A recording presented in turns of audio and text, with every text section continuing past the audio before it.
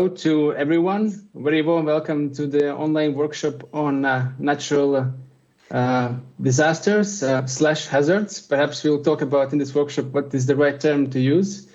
But anyhow, very welcome to all who have managed to join.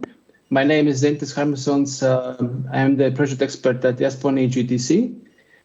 And today's workshop is based on the research results of the ESPON Titan project, which has been recently finalized. Perhaps you haven't seen the reports yet published on ESPON website, but they're coming shortly. So this is also in line with the theme of the ESPON week. So we'll make some connections there as well. I'm going to admit participants as they come, but I think we can go on and start with the presentations and the short context information. So I'll pass over to Efren, who is going to give information on how this workshop is going to be conducted and what to expect. Thanks a lot. Thank you very much, Zentis. Even though we are starting a bit late, we will try to finish on time, so we avoid this overlap with other sessions of the ESPON week. As Zentis was saying, we are going to talk about outputs of one of the ESPON projects, the ESPON Titan, which is about understanding and analyzing territorial patterns of the economic impacts of natural hazards, but also the project addressed other issues related to territorial vulnerability, as well as policies for disaster risk management, climate adaptation, and their integration into spatial planning.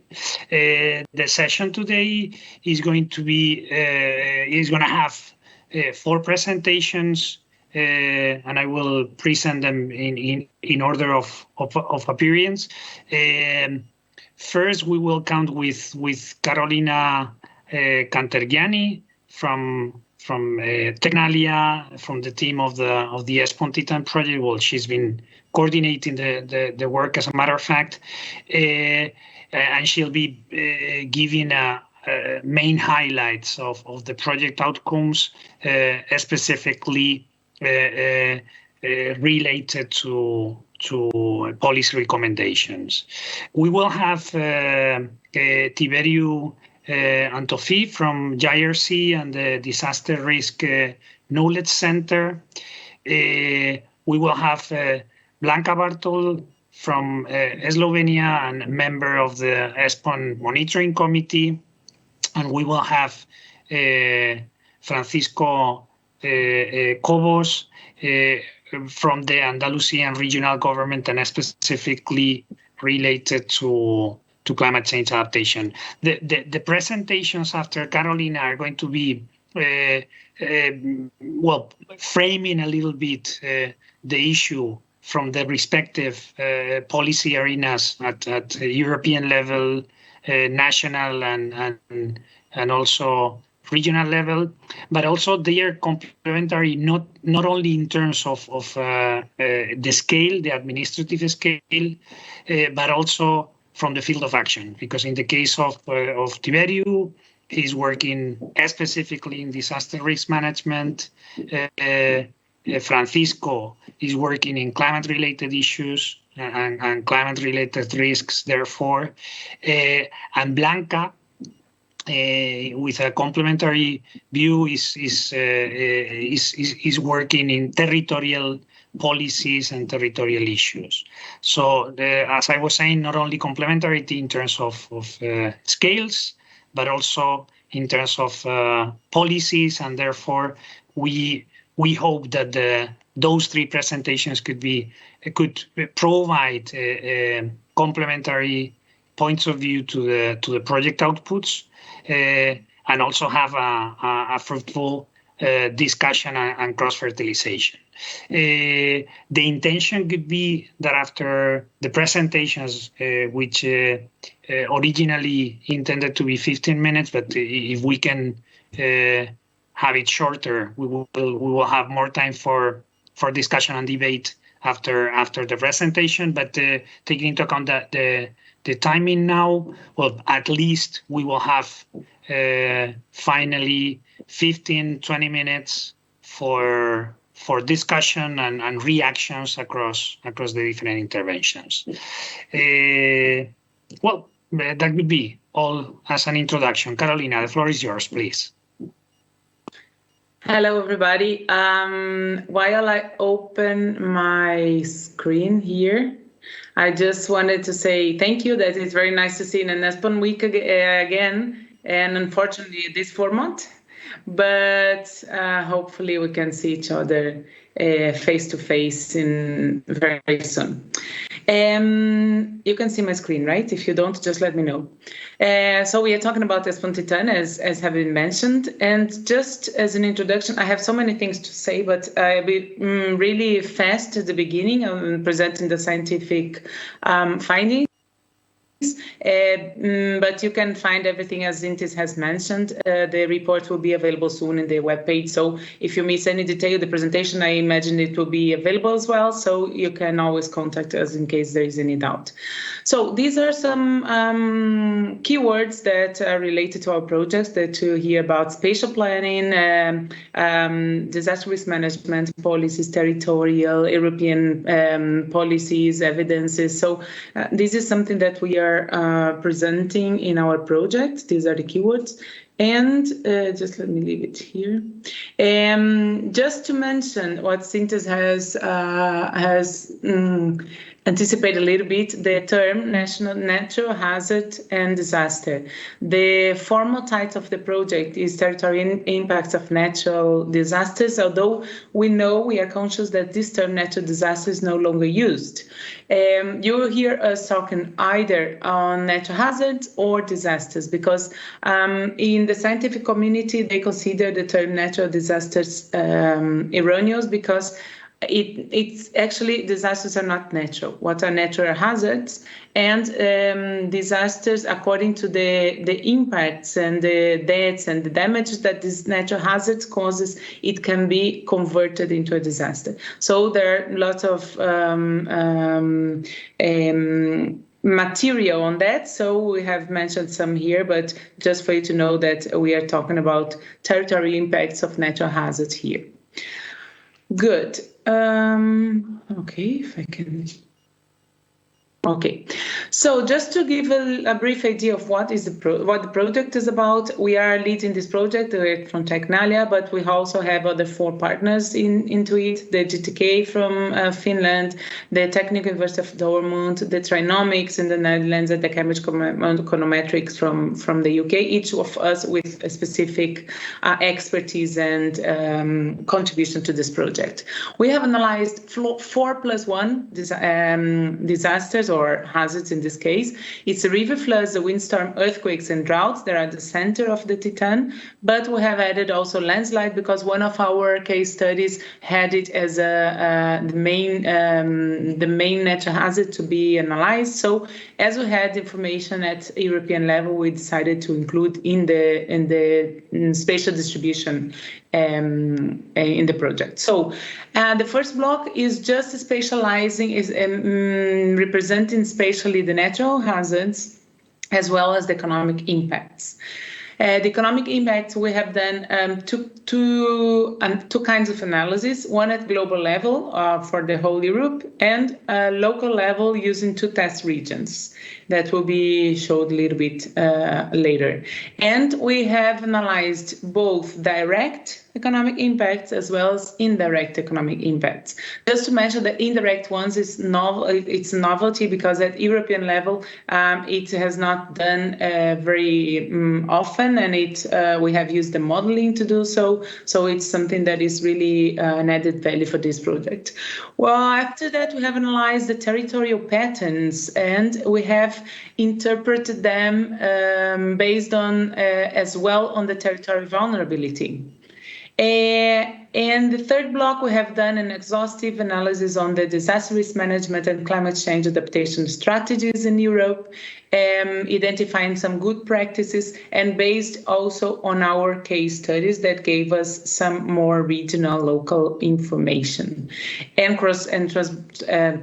cross-border information in case of Alpine region as well. And these we have compared with the territorial planning, the existing territorial planning, how they are integrated and into the territorial planning. And just because we consider that to decrease the economic impacts, the impacts in general of the natural hazards, we have to do it through spatial planning. We have either to decrease exposure or to decrease sensitivity or to increase coping capacity. And because of that, we have to know what is the vulnerability of the territory so that we'll be able to minimize the impacts through them. But I'm going a little bit deeper further. Very, very fast, I would like to present the scientific findings, what we have produced in the first part of this, before going into the policy recommendation. That is the goal of this discussion today. We have analyzed the 5 natural hazards, we have distributed them spatially, we have interpreted them individually, and we have also created an aggregated hazards. As you can see, for each of them, we have different interpretation. And as you can see, we have presented them in NUTS3 scale. But for droughts, we didn't have that information. So only for these natural hazards that we had to use the NUTS0. So it's represented by country. And we have created an aggregated map using to distribute them in the territory. We use the cumulative damage cost for that. That is presented on the right. The key messages. What is presented there does not respect the flood measures in place, the protection measures, and so that if we consider the risk, this map would be a little bit different. So that this is not considering the measures in the representation, the distribution. The drought, since we have it in at 0, it's kind of a limitation to this. It may the interpretation must take this into consideration. And just to mention that the distribution does not count for human fatalities, so because it's not considered for the monetary value distribution, so that it would be a little bit different if we had considered it as well. In terms of economic impact analysis, we've used some modeling. We have done a qualitative analysis through impact pathway, and then we have created, based on the existing damage costs, the damage distribution matrices per hazard, and have distributed it into NUTS3 and across 5 capital stocks. With those information, we got the direct economic impacts, and we put them in a model called multi-regional input-output model, and we did an analysis so that we could see what are the indirect impacts of these hazards, individually and aggregated. Just to mention that the direct impacts are the ones induced by direct damage to the capital stock, while the indirect is induced by the disruption of the economic activity in not only neighbor, but linked regions. Right, for both of these exercises, we use publicly available sources, and this is we have done the same analysis from the natural hazards, aggregating all the individual ones in one map. I'm not going into detail on the analysis of this map because it's not the goal of the meeting today, but I would like just to mention the main key message here, that the results are aligned and coherent with other studies, such as PESETA 4 report. We have not considered, and very important, we have not considered for the indirect impacts, the interruption of critical infrastructure. So these such as harbor, airport, bridges, etc. So the real potential indirect losses could be even higher than what is presented here if it was considered. Besides, we have done an analysis year by year in terms of natural and direct and indirect impacts. So we were surprised to see that is in the proportion of 40% to 60%. We thought that direct hazard will be much higher, and it's not. We have a very, very important indirect higher impacts represented along these years. Again, we have done the same analysis, but instead of direct, indirect by hazard. And we can see that floods and windstorms, actually winds, floods covers like 50% of the impacts analyzed, while the windstorm around 30%, and the other one with minor proportion. We can see in this graph that the orange one represents earthquakes. Since it's not very frequent, it's not very visualized here, but when it happens, it has enormous economic impacts, as expected. For the vulnerability assessment, of course, we have not came to this conclusion. We just confirmed that vulnerability matters. Why? Because it helps us to understand why the curse of a natural hazard can be transformed into a disaster. So this is the scheme, how we understand the vulnerability. It's part of the risk, one of the components of risk, together with the hazards and the exposure. And it's the components, the main components of those are susceptibility and coping capacity of the territory. So we have analyzed some indicators, in specifically 8 for susceptibility and 17 for coping capacity, that is listed there.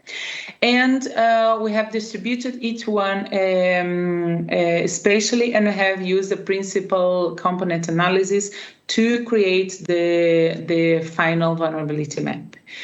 Besides this, we have analyzed the population living in territories that are classified as high or very high vulnerability, with high, very high vulnerability, and we have seen that 22% of the population are living in those regions. A key message that decreasing vulnerability of the territory may help to reduce economic impacts of natural hazards. We have a mistake there. In terms of policy instruments, we have done an exhaustive analysis of the policy instruments in terms of disaster risk management and climate change adaptation in Europe. And we have realized that the practices are still far from fulfilling the requirements for an effective spatial and risk-oriented management approach, but there are some initiatives and some good practices there. We have used a multi-methodological approach, using desktop analysis, but also based on what we got from our case studies. And we have, as mentioned, we have identified some very good practices that will be shared in a moment. And we have used the case studies as a base for confirm some findings that we got at European level. So the two main results of this task in the project are two tables that are cover all the countries and by hazard. One of them is on disaster risk management and climate change adaptation practices, while the other is on the role of spatial planning for each of the countries. And we have investigated 8 case studies. They are evenly distributed. They have specific different heterogeneous institution governance settings, and they are representative cases in Europe in these terms. The goal is to illustrate the findings that we got from our European analysis, and to contribute, of course, to the generation of policy recommendations. These on the right are the ones that are chosen: the Po River Basin, the Rotterdam City, Alpine region, Dresden region, Andalusia, city of Pori, the Nouvelle Aquitaine, and Prague. 2 of them are represented here by our speakers, the Francisco from Andalusia and Blanca from the Alpine region. And 2 of them are highlighted there. Nouvelle Aquitaine and Prague is underlined because they were the 2 that received specific local economic impacts analysis. The modeling and all the sequence that we did for Europe, we just downloaded the scale and downscaled and did it for these two case studies. The lessons learned in good practice, I'd like to focus here because the next part is already the policy recommendation, but these are part of the policy recommendation because they are the messages that we got, the main messages summarized here, of course, but the main message that we got from the case studies as good practice and lessons learned that we would like our speakers to react on, and also that are considered partially as an inspiration for the policy recommendation. So, of course, Territorial should focus more on more risk prevention activities rather than responsible reaction, and our numbers said that the impacts are really important. So if we have preventive measures, it may it's worth it. Actually, the cost is relevant, but it's worth it. The risk cannot be avoided nor reduced to zero, but it can be managed. Better or worse, but we have some very good initiatives here about the risk management. New methodologies could be implemented for risk assessment, and for example, the analysis based on scenarios. Instead of probability of occurrence. The importance of binding laws, regulation every aspect of DRM, the prevention, maintenance, update, etc. That the regional and national level should offer the local level financial support, guidelines, and knowledge. It happens the same at European level, so all the hierarchy levels would follow more or less these good practice. Vertical coordination and cooperation major for disaster risk management and climate change adaptation, as well as intersector coordination. It's related that this strategy should involve all the relevant actors, professionals, universities, enterprises, etc. And the supranational level should set common standards. In our case, we have seen that the flood EU directive and the water directive works very well as a higher reference from all the countries and all the case studies that we have interviewed. So we come to the heart of this presentation, that is the policy messenger recommendation. We have organized them in 3 blocks, even though there are 6 main topics addressed, and they address different parts of the policy processes. Besides those, we have added a recommendation as well based on the case studies experience that have just been presented. So just going through them, because I think it's important to mention here, since the reactions of our next speakers will be based on those. The first block on economic impacts is the methodologies for calculating economic costs and impacts for natural hazards. And we highlight here the importance of harmonization of the concepts and methods for risk assessment and risk evaluation. The other 5, in terms of indirect losses and the creation of damage function, the consideration of spatial and temporal dimension of risk, the consideration of criticality, and the more research and cooperation projects are presented in our reports as methodological ones, and that could be just like it would be important for future research on these issues. The second part is improved data availability on economic losses from natural hazards at local and regional level. We highlight here that the development of a framework for the collection of the necessary data is important at the local level across member states and authorities, although we know that there is an initiative there and there is some try. We think it should be better organized in the sense that we have it the collection could be developed better. So the other one is about the information itself that could be more granular and include the distinction between direct and indirect. Direct is very, very direct, as the name say, but the indirect is, we have seen that it's not very common to find indirect damage calculated and considered in the planning. The second block, they show the link in measures of economic losses with the development of the disaster risk management and climate change adaptation, and it should account for the total economic impacts considered direct and indirect. I've just mentioned that.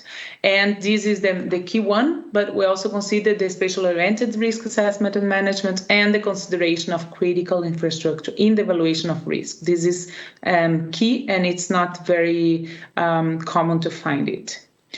The last 2 parts is one of them is the mobilizing European funding mechanisms.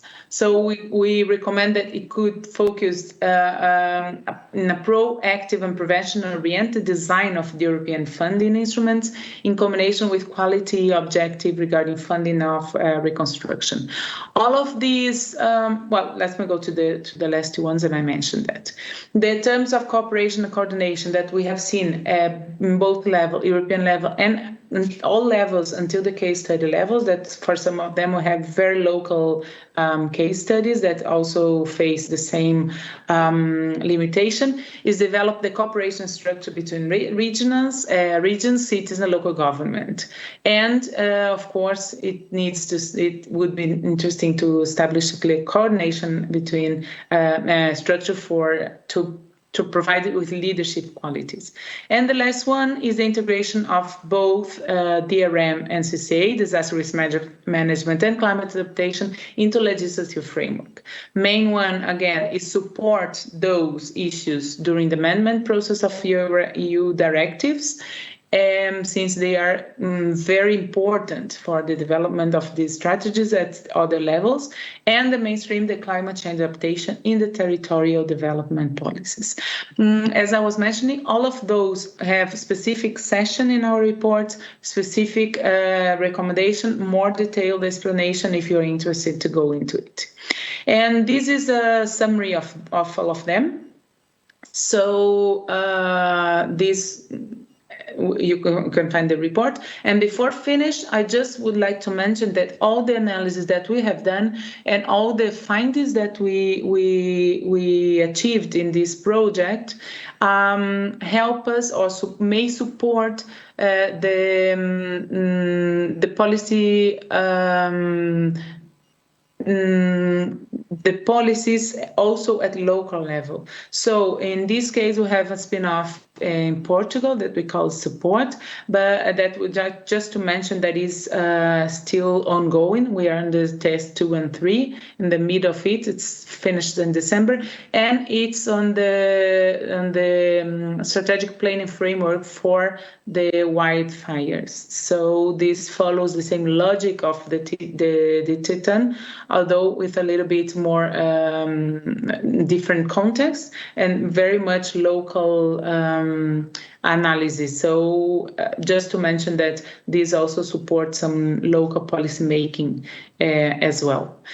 And that's it, what I wanted to tell. If there is any question, any issue, I think that all these will come back when the other speakers present, but I hope to have given a hint of what we have done. And hope to have opportunity to explain more in detail everything that we have done in terms of the scientific findings in the project. That's it from my side. Thank you very much. You have finished sharp, and it's on top of the expected time, so we are on time. Okay, after this presentation, we will have this reaction from different scales, as I was saying. Tiberio, in your case, European scene with this perspective of disaster risk management, and also reactions to this framework of policy recommendations that Carolina was presenting. The floor is yours. Thank you.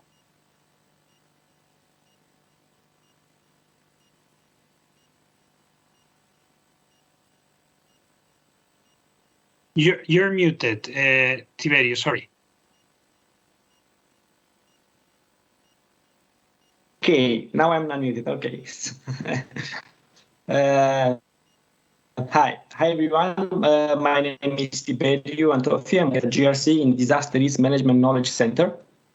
And with this activity that I'm presenting today, which is the Risk Data Hub, I'm trying to connect some of the remarks and recommendations that Carolina made earlier, because what the Risk Data Hub is doing is actually trying to link the global aspect of policies with the local scale of let's say drivers of risk, or and this is really difficult because we are hosting on the Risk Data Hub data, data that it's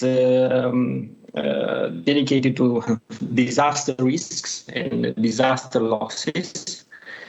And of course, when you talk about disasters, you talk about a lot of policies, agreements, Paris Agreement, frameworks, and mechanism, UCPM, strategies, climate change adaptation strategies. And we talk about various actions, prevention, preparedness, recovery.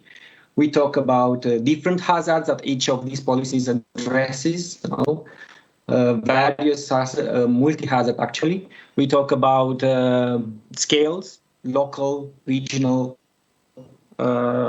European, and we talk about sectors. So different economic sector. So what we do with the Risk Data Hub is to answer to all of these variation, let's say like this, in order to present accurate and relevant information that can lead to disaster risk reduction or can lead to increase in climate change. So I've just named now two of the approaches we have, which is the short-term disaster risk reduction, which aims of reducing vulnerability, and the long-term disaster risk management, let's say like this, which is the adaptations to climate change, which aims on increase institutions, EU services, universities, research institutions, national and European. And they all form together a collaborative approach in order to tackle this make sense, be coherent. This slide is about this. Then I will go and tell you that disaster risk data in the Risk Data Hub is structured in four, let's say, corners. We have a risk analysis place where we have the disaster risk data on exposure, vulnerability risk. We have a disaster loss data module where we focus on past events, losses, and damages. We have the scientific input in this kind of effort now, which is the research results which needs to be accepted and included in policy formulations. And we have also a user corner where hopefully, and we are believing in this, we are going to help national institutions to manage their own data on disaster risk. So these four types of data we structured on the Risk Data Hub, again, trying to link to all these policies and all these actions, if you want. In the risk, and now with these examples, I'm trying to link with whatever with the recommendations and Carolina said before, right?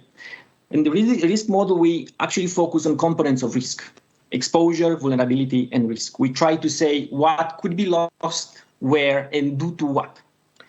Exposure and vulnerability actually are the drivers of risk, and they are the most important drivers of risk because they are the ones that can be easily managed. You can mitigate the hazard. It's going to take a lot of time to mitigate it, but exposure and vulnerability, it's the two components of risk that can immediately lead to disaster risk reduction. So with the exposure, we try to identify the causal factors of disaster, the information or exposure to the local level. We are using in this module European-wide data sets. We are not using national data, but still. The resolutions and their scientific value help helped us in linking this information at the local level. What we are doing at the local level, we are trying to quantify, we are trying to measure what is exposed. We are trying to measure what is exposed to multiple hazard. We are trying to measure what is exposed by different sectors. This is really important because, as I was saying, we link to the causal factors, but we also link to locations where financial schemes should be applied. The exposure is seen as the maximum potential, that can be impacted in some regions, in some countries, in some, because we are going with the information up to that. This part of the model, the risk analysis model called exposure, can be also used as a standalone information or can be used in relation with vulnerability to arrive to a risk. And we have some examples of how this data was used on its own. We have some users that actually residential buildings, for example, across exposed buildings across exposures, their investments, their mortgages, for example. That was the information we provided them to, and they use this to disaggregate their and arrive to tackle their needs, actually. That was just one example. Another, as I was saying, this information can be used jointly with the vulnerability to arrive to a risk assessment. I mean, impact with the probability, actually. The vulnerability in our model, it has two sides. It has a side which is the hazard independent, and this is more or less the part of the resilience. We just characterize the region, city, a country through its economic, social, as a dependent, hazard-dependent part. We try to link of hazards with characteristics or attributes of exposure, because in our concept, vulnerability it's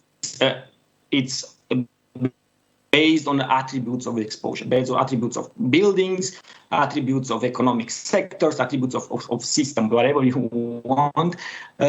And we are building this vulnerability indicator by merging these two components together. So far, actually, we are only at this part here, hazard independent. We are working on hazard dependent because it's a bit more difficult and it's ongoing work right now. Of course, we go across scale, we arrive to NAT3. So even here, we try to link to that community level, even if we cannot because of the data shortage. This is the part where maybe a community can be described, while the country level, this is the part where the type of government can be described. On the vulnerability, again, it's the causal factors. Once we know how vulnerable we are and what are the causes of our vulnerability, we can manage it and can arrive to the risk reduction. Of course, it's the resilience, which is the goal of the strategies for climate change adaptation. It's highly correlated with vulnerability. It's highly correlated, but negatively correlated with vulnerability. We try to get them both in this kind of indicator and then separate it according to the needs and the use of the users. It's a multi-asset vulnerability, so we are going to say buildings, they are vulnerable that much in that region, or it's a multi-scale, as I was saying, it's a multi-hazard. That building is vulnerable to flood, that residential buildings in this region is vulnerable to earthquake in this way. And then we arrive to risk. The risk in our is a potential impact. It's an impact, actually, calculated impact, which is has a probability.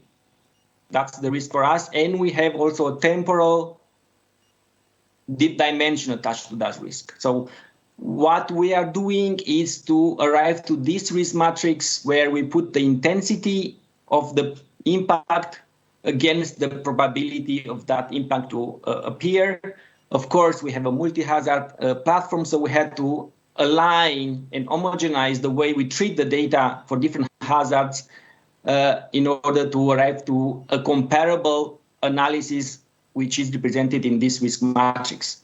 So what we are presenting here actually is say that the intensity of a certain impact can be equaled or exceeded with a very low probability in this example, for example, or very high probability in this example. So, and that can be the situation in 25 years. But what is the situation in 2 years, in 5 years, in 10 years, in 15 years? Is it going to be equal or exceeded this intensity? And we are putting together all the hazards on the matrix for comparability reasons, because that's important to prioritize what is more damaging, if you want, in a region compared with the other region. Is it from the landslides? Is it from coastal flood? Is it from river flood? This is our risk analysis model. Okay, I don't know. Now we go to the disaster loss and damage model. This is another type of data that is trying to provide inputs in arriving to those economic impact, direct modeling of potential impacts. We are focusing on gathering data from all persons for now, from European level, and we are creating a coherent database coming from different sources. And we focus on losses from economic losses. We are focusing on damages of the typology economic losses, human losses, or non-economic number of buildings or area affected. As I was saying, these are coming from different sources. We put them in a database. We did a lot of work to get them homogenized and get them comparable, actually, these different sources. And we also aggregate this data in various products. One of them is Sendai indicators. We present also trends. We present also ranking and spatial variability across Europe. We support the impacts from the past events with satellitary images. We have colleagues in GRC and research institutions that are collaborating with, that they are presenting the actual impact areas with Copernicus or with the MODIS products from forest fires. In this case, this is Copernicus. So we try to get to that level of local level also when we look at the past events, past impacts. The next types of data that can be easily used to link policy scale with the local implementation, with the local, let's say, drivers of risk, it's represented by data from research programs. On the Risk Data Hub, we have the possibility to store data that are outcomes of different projects across Europe. We have presented here 2 examples, SETA4, which is a European project on considering climate change scenarios, and a local project, which is New Frame, which was a local project on risk assessment in the city of Monza from floods. This data is available on the Risk Data Hub, can be downloaded, can be accessible, because this is what we try to do, to bring the scientific work up and to have it used at the level of policies, level of decision makers, either through formulation and also through as input for the implementation of those policies. The one aspect is that this data can be uploaded on the Risk Data Hub, can be made available for other user to see, or can be only managed by the uploader there in their corner, and it's under a username and a password. In this case, this is not available, for example, but this one from SETA4 we cannot download it from the Risk Data Hub. Another type of data that we are really pushing for before. It's with the example that I just presented before, we try to we induce the needs of measuring of exposure, measuring of risk, measuring of vulnerabilities at some national level. We are also aware that this data, that even if it's done, it cannot be cannot be put together, cannot be stored in a proper way. So we have created this this corner on the risk data hub where national institutions, national collaboration networks can store data on the risk data hub. So far, our success was only in study cases. So we have some data from Genoa, from Romania, from Austria, that they are stored on the risk data hub. We have been contacted by many others to store some data on the platform. For example, Slovakia have a huge database of lost and damaged data, and they wanted to store it somewhere. Collaboration with ZAMG in Austria produced more than 10,000 impact events. Now they are assessing with their networks to see if this data will be available on the risk data hub or not. Anyway, as I'm saying here, this platform it's all about collaboration, and it's all about and inputs, scientific, methodological, or even only data from various levels, not only geographical. So I arrived to this conclusion. Of course, we're putting here a lot of disaster risk data on the platform, but it was noticed that it has to have a harmonized way of doing this. They are coming from different, they say, supporting different policies, coming from different actions, from different hazards, multi-scale, multi-hazard, multi-sectors. They try to, so it really needs some kind of harmonization and standardization of the way we treat this data in order to talk the same language. So this data hub appeared in the EU adaptation, climate change adaptation strategy as the platform at the European level where data, or the platform that should in a way that can apply in a harmonized program. We collaborate with different DGs to this effort of harmonized platform and to present some standardized way of treatment. We will ongoing work. We'll see what will happen. A part of this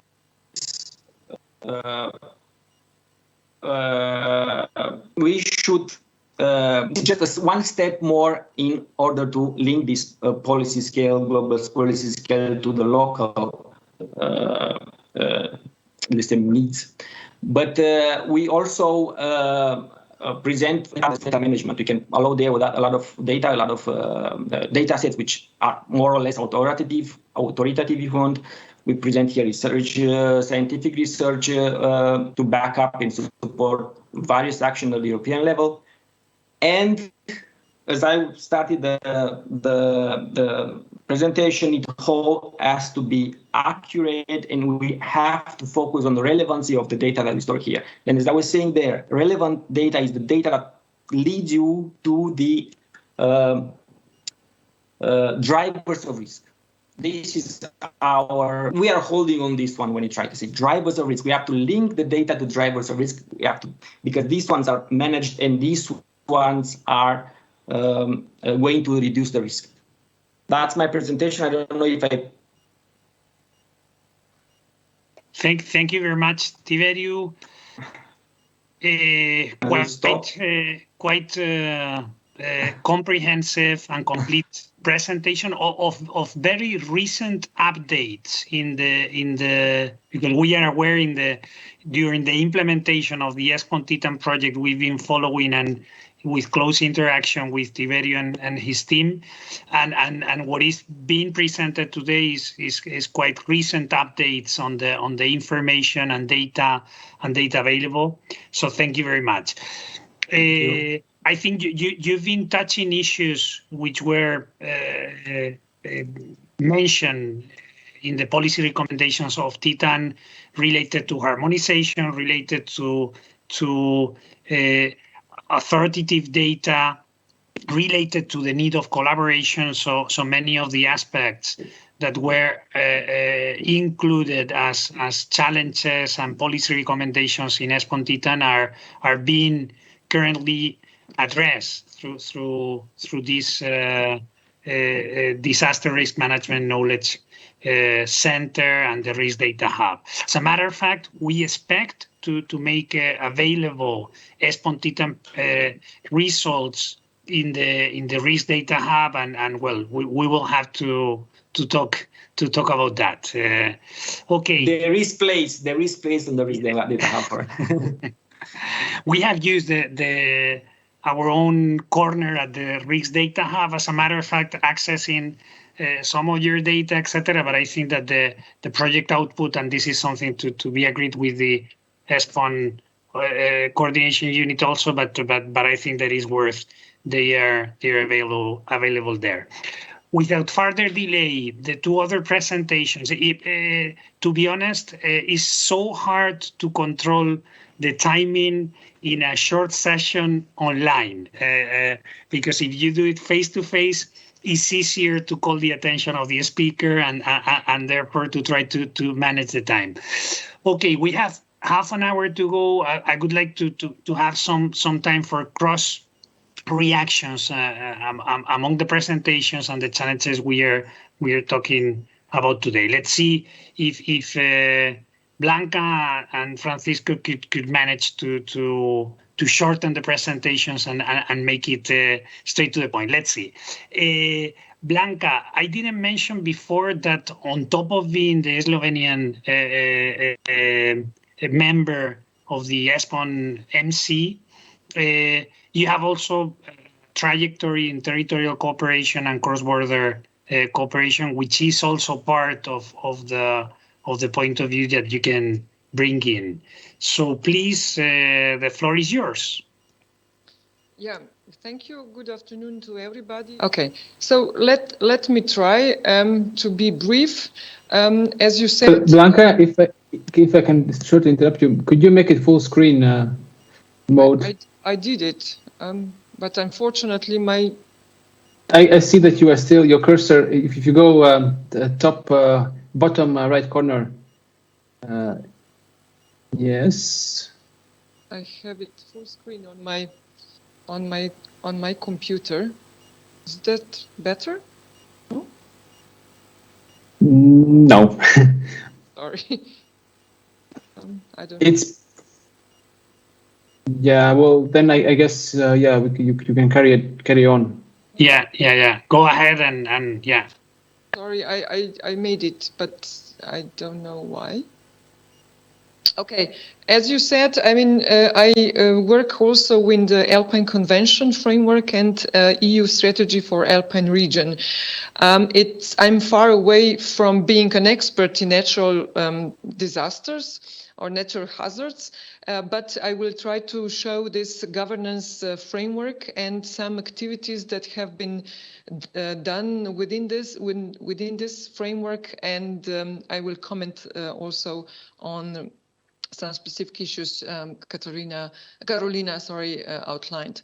As Alpine area, as mentioned already, has been also the case study in this particular project, and you know that it is about the Alpine Arc mountain areas, which is quite sensitive for climate change and all other different types of challenges, including demographic and economic globalization and so on. It's worth, of course, mentioning that sustainable and effective protection from natural hazards is a precondition for settling, but also for economic running of economic activities. Here's a long-lasting cooperation within this area, and just to mention Alpine Convention, which I will present a little bit more in the after this, and 8 countries that are collaborating in this field, and they also sign international treaty, international contract for sustainable, for protection and sustainable development. But this is the convention since 1995, and the work is going on in this framework for nearly 30 years. But then in 2015, we, on the basis of EU Council endorsement, EU strategy has been settled, and the collaboration also extended from the core area to the lower lying areas, which are, of course, very much connected to. There is a mutual connection and interdependence, and between urban, lowland, urban, more urbanized area and mountainous areas.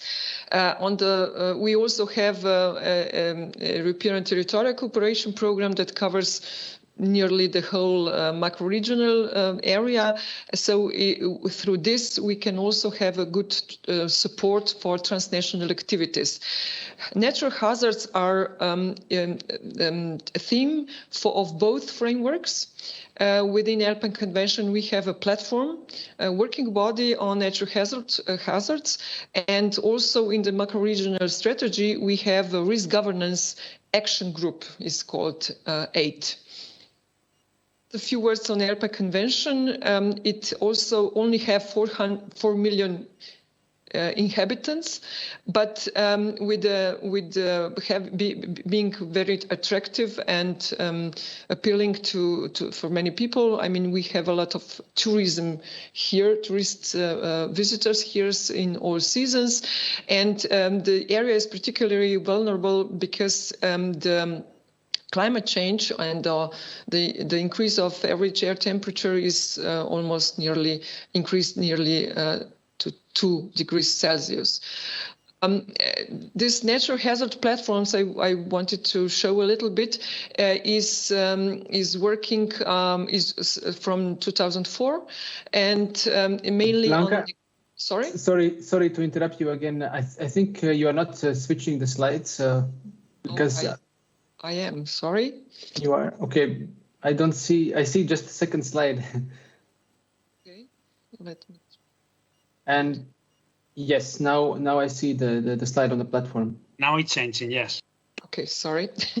So this platform has mainly consists of experts from Alpine countries and regions, but so it was a very much efforts have been done in terms of exchanging experiences, seeing what can be done in a common way, preparing some kinds of harmonized approaches to assessment of natural hazards and so on. The latest report, the latest outcome result is a seventh State of the Alps report called Natural Hazard Risk Governance, and which includes also some pan-Alpine maps. And we have not our natural hazards that are important, I would say, in the Alps are more or less connected to water, and these are floods, but also debris flows and avalanches. So these are the major, problems here in regards to nature hazards, which are, of course, example, theme to work on in the platform. But this platform also, the work also accelerated a little bit with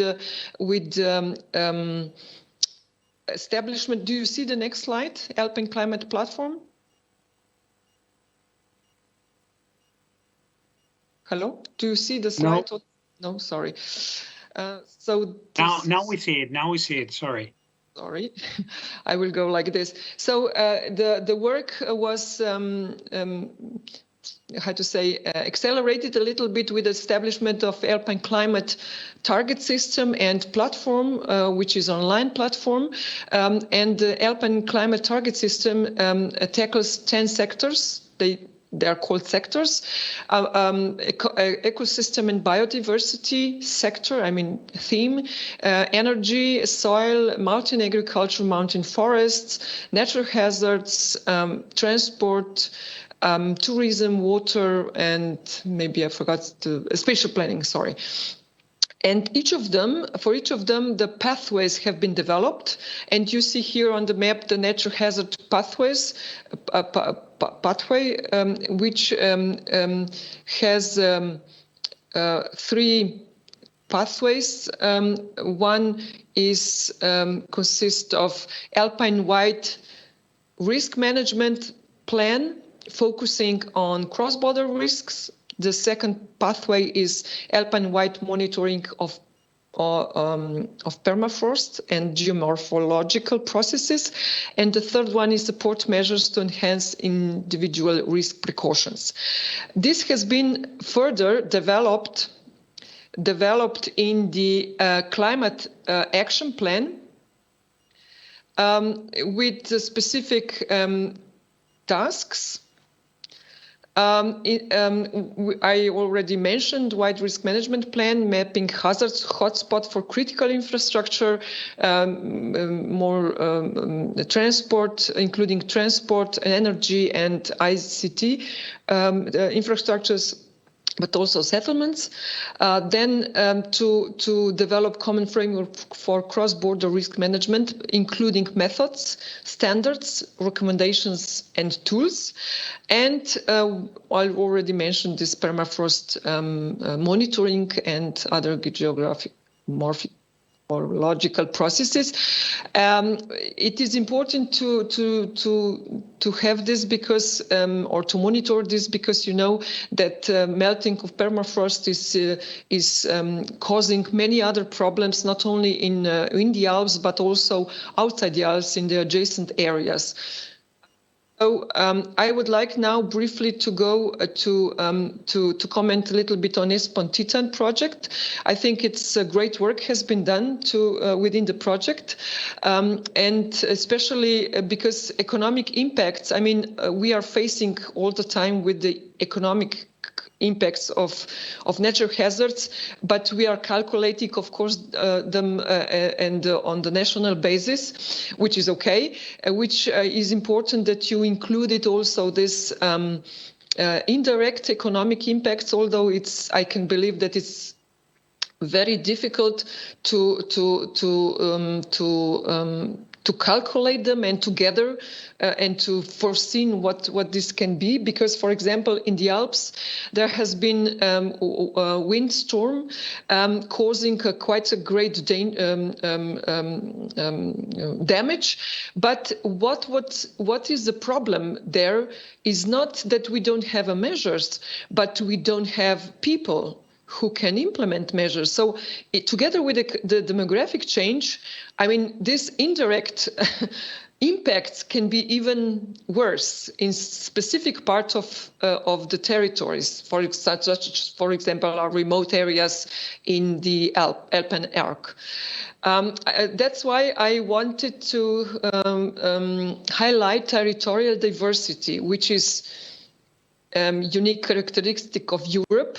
And this means also that we have a very diverse and great diversity of natural hazards that happen in those different territories. And it can be said that for different territories, some natural hazards are more important than the others.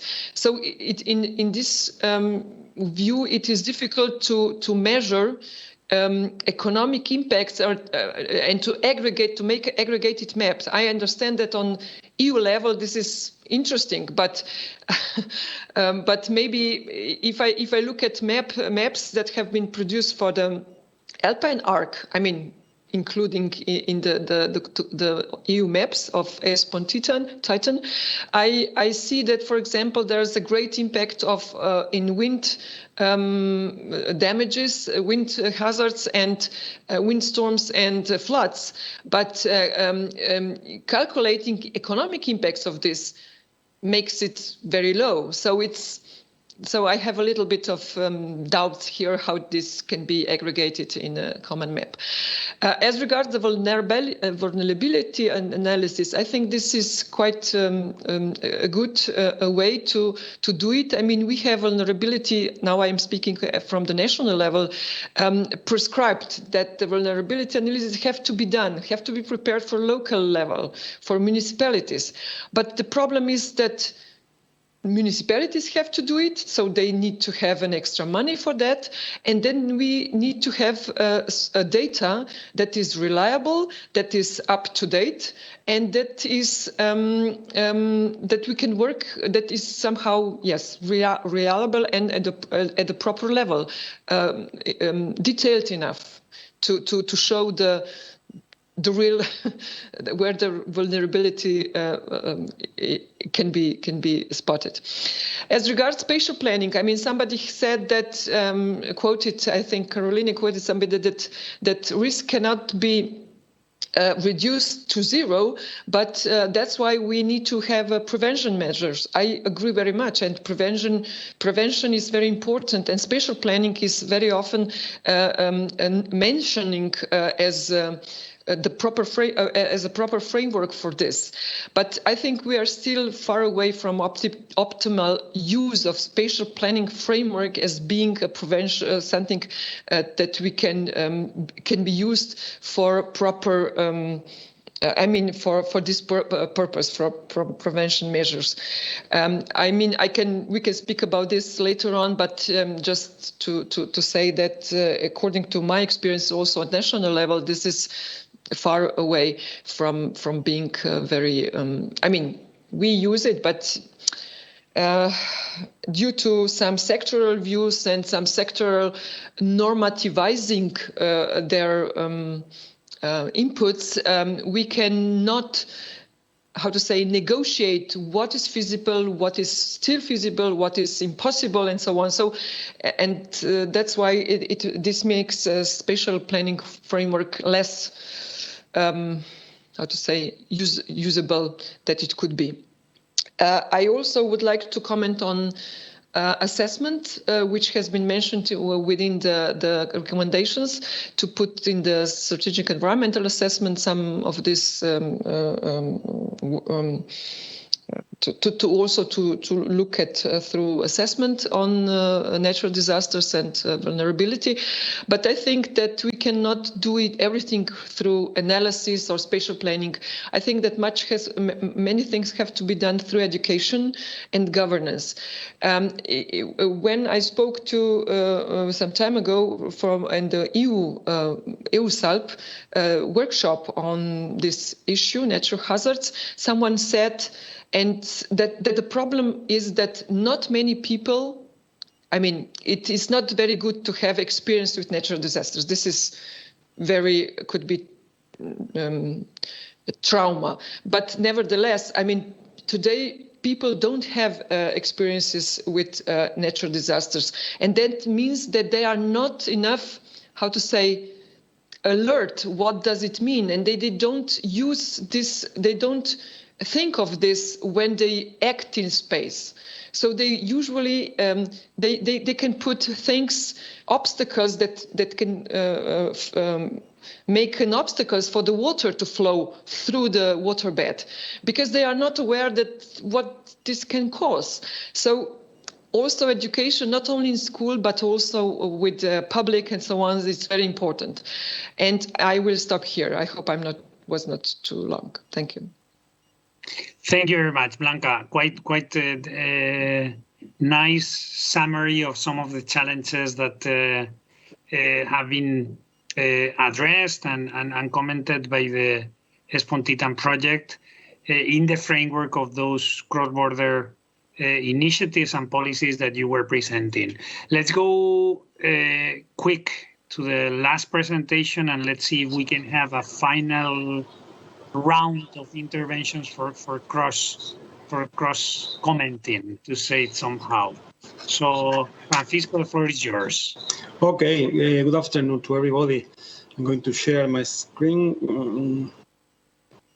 Okay. Well, good afternoon. First of all, my name is Francisco Cobos. I work in the Andalusia government in the climate change office. We are one of the case study, and of course, thanks to ESPON and thanks to Tecnalia by considering us an interesting experience and for inviting us. We are, for one who doesn't know us, we are one of the biggest region in the European Union, bigger even than more than 10 or 12 countries, 87,000 square kilometers, and 8.5 million inhabitants. We have a almost federal government.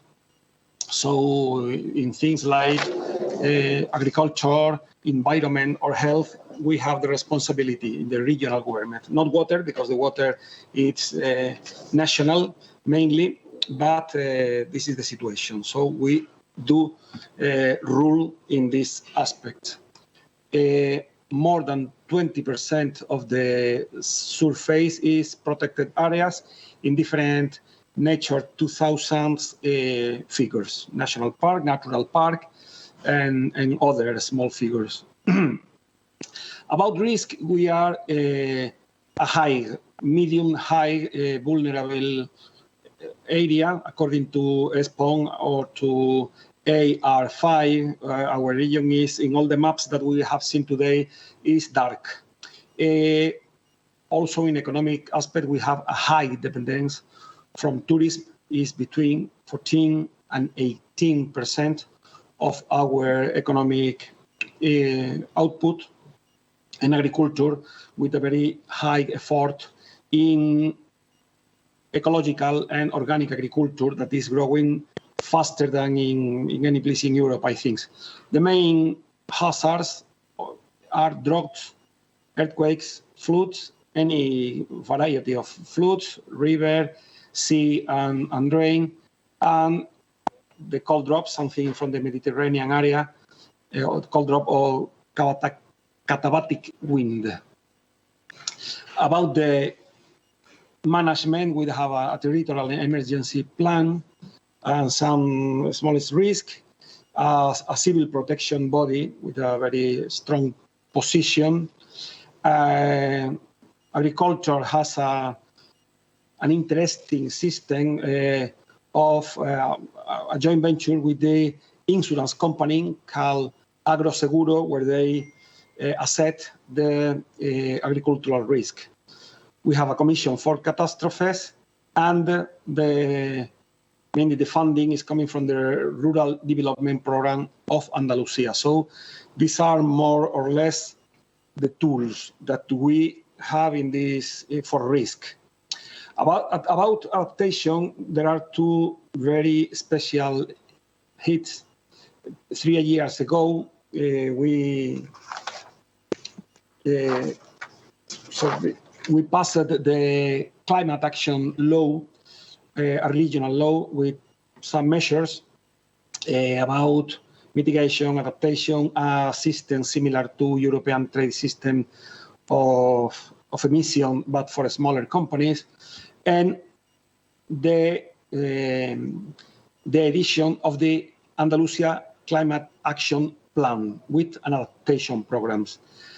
That was the two main adaptation tools from the government, with a lot of obligation for companies, for people from the public sector. There are other actions like irrigation plans, adaptation for crops, indicators for agriculture and climate change, training program for farmers, and intense a big effort to improve the ecological agriculture. Is half of the production of Spain, and is growing. So the region is taking a lot of care about this. energy, and the control of erosion. About the input information, main of the three department that we took, well, the spatial planning, they have the POTA, is the regional plan of about territory management, about land planning, and is the main plan about territory. There are a lot of plans, 17 subsectorial plans that are inside it with smaller region or sectors, and other plans must be coordinated with this, that is the leader. The impact about the spatial planning are river, pluvial and coast flood, wildfires, drought, landslide, and land erosion, especially the wildfires, those that are in wild areas very close to the cities, and there is a problem here in the region with very big houses and urban places with forest and with houses at the same time. The economic impact for the spatial planning are loss of forest, livestock and agricultural production, and tourist industry. About agriculture, of course, the economic impacts are all job position, production cost in agriculture and livestock, decrease of the value of production, the increase of the cost of the insurance, more needs for investment, change in crops, and other of the objectives of the government is to fix the people, the population in all the territory. In this, we think that we have a high level of performance, but there is a risk, a high risk to lose people in the territory and the population of the rural areas. It have also we have responsibilities in agriculture, in the regional scope. And the impact, the same, drought, torrential and persistent rain, floods, hail, hailstone, frost, cold waves, plague and disease. Finally, the third department with more national competence is the hydrological management. When they talk about economic impacts, they talk about permanent infrastructures, roads, bridges and other public services, housing. All the information, all the planning is under the POTE, the land plan, the main land planning that I told you, and the main impact, again, the high exposure to river overflows, erosion, and cold droughts. What have we learned with this Spontitan, with this project, is that it's essential to share information, the intervention of different bodies, different organizations, the so high and essential role of civil protection as an inter-administration body with technical expertise and multi-level, also relation among different bodies and different level, or local, regional, and national. We think we have an interesting job done with identification of risk areas and a little with identification of direct and indirect economic aspect. And it's the first time that we have done so exhaustive analysis. So this is the best place, the strength, and about the weakness, we need more coordination among sector, among different level of government, more focus on prevention than reparation and correction. That is important to invest in the previous steps before the troubles have come. In economic impact, there is a lot of job to do. And this is a very local problem. The sub-regional plan and the subsectorial plan must be integrated better in the risk management framework. So any policy with economic impact, with social impact, must include the climate change perspective. And something very specific, it does flood assessment, only use the past information, not simulation, not forecast. The best information of this is that the PACC, the Andalusia Climate Action Plan, has the same diagnosis. So it has been joining with the job that the Andalusia Plan was doing with this diagnosis from ESPON. So it has been very useful, and we are working almost in the same sense. The Andalusia Climate Action Plan, as I told you, is the main tool. It is right now being published, because we publish it is in a provisional way. People send in a participation way their changes or their questions, and now we have ready the definitive option. And it has 3 scopes: mitigation, adaptation, and communication, and is an obligation for the government. Is included in the climate change law, and as I have told you, have the same inspiration that the SPON weakness and the diagnosis of SPON. Even if you study this, it has 8 transversal lines: green taxes, green budgets, green public procurement, but the 3 last of them are related to the thing that we are seeing here: the generation of knowledge, cooperation, and institutional governance. And seeing it more specifically, cooperation talks about the works with other national and international projects, prospective, look for information, look for funding. The institutional governance is the same, but inside Andalusia. And something very special is the definition of local, municipal climate plans that must be coordinated by the regional government. So before we talk about coordination with other places, other regions, even Europe and Spain and the state, and institutional governance is inside departments, different departments, and local and regional. About the requirements, all the strategic lines must follow these principles: knowledge management, integration of the climate change in any information, and the territorial consideration. So consider this multi-level governance. And finally, I think I've been very fast. The next step are similar to the one that you have shown. We need to develop a framework for cooperation between different functions and different levels, different departments that are in ministries, and different level of local, regional, national, and European level.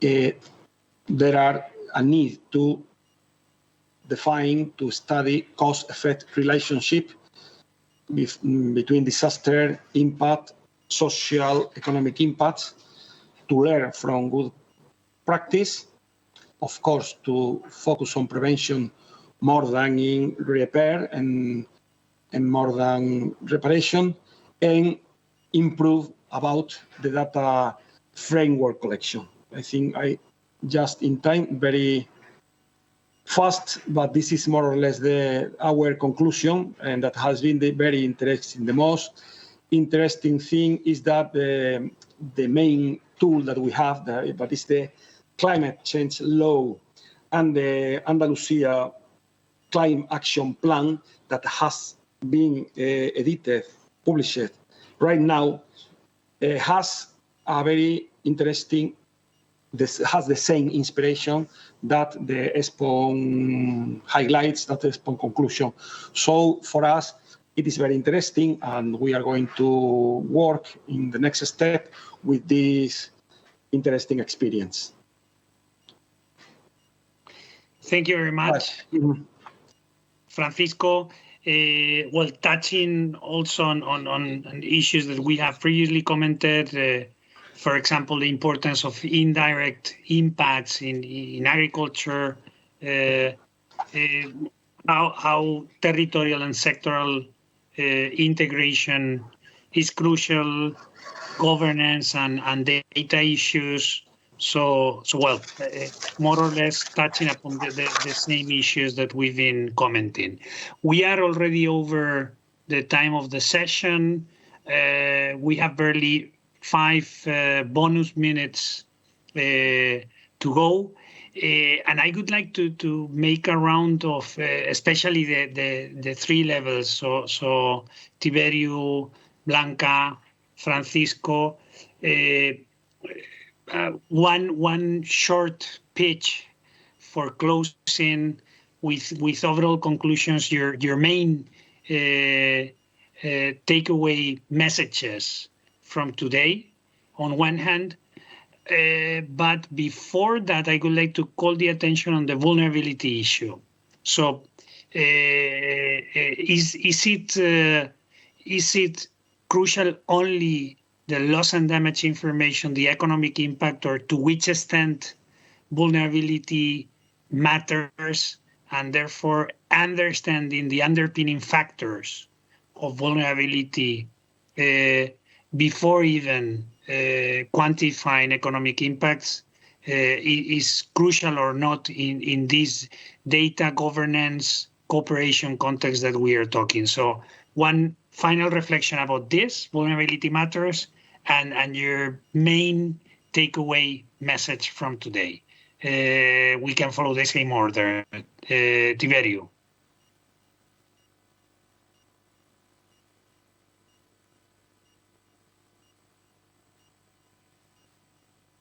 Still muted. Now. Yeah, but I cannot unmute. No, okay. I was not on. Someone blocked me there. Okay, vulnerability. Now, depending on the hazard, vulnerability can be associated with the attributes of the exposure, right? So really important. For example, taking as an example, river floods, and take an example as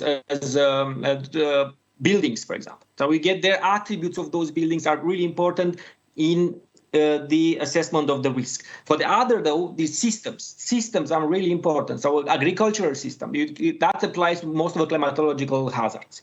Those two, they might seem different, but they have the same answer.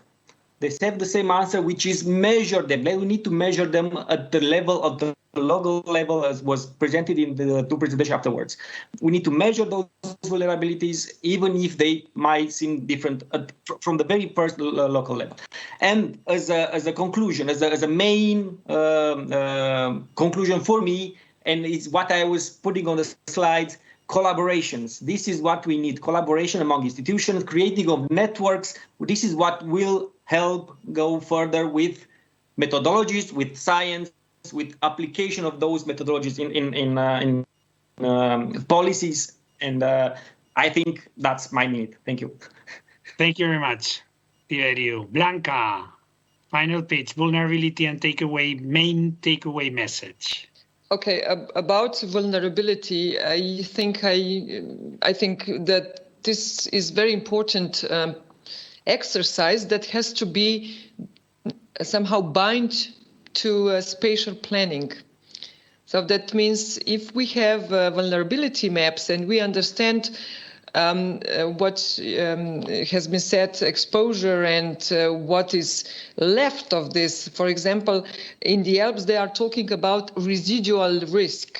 That means when you do everything what is possible, I mean, you are more expert than me, then you have to cope also with this.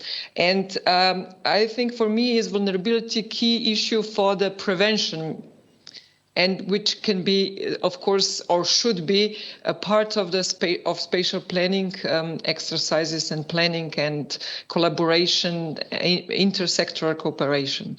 As a takeaway, I would say also, I mean, collaboration, yeah, but not only between sectors, as has been mentioned by some colleagues, but also between levels.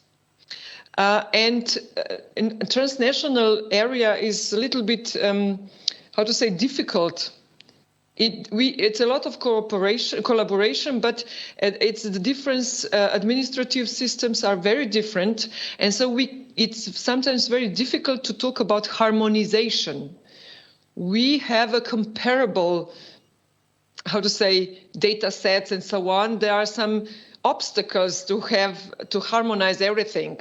So we should not go too much into this. We better do something on the other fields that will bring us closer to harmonization. Thank you. Thanks a lot. We need to conclude. Francisco, if you're able in 10 seconds to say something, go ahead. You're muted. Just to say that vulnerability is here. We have tourism, we have extreme days, extreme weather days, and they are growing and growing, and our region is going to be less attractive for tourism. The crops are changing, the wine are changing, the kind of grapes that they use is here. That is. Okay. Thank you very much. Thank you a lot. We could very interesting complementary points of view, and well, I hope and expect that we will keep discussing about these challenges and promising future with all the initiatives that you're sharing. Thanks a lot, and enjoy the evening. Bye bye. Thank you. Bye.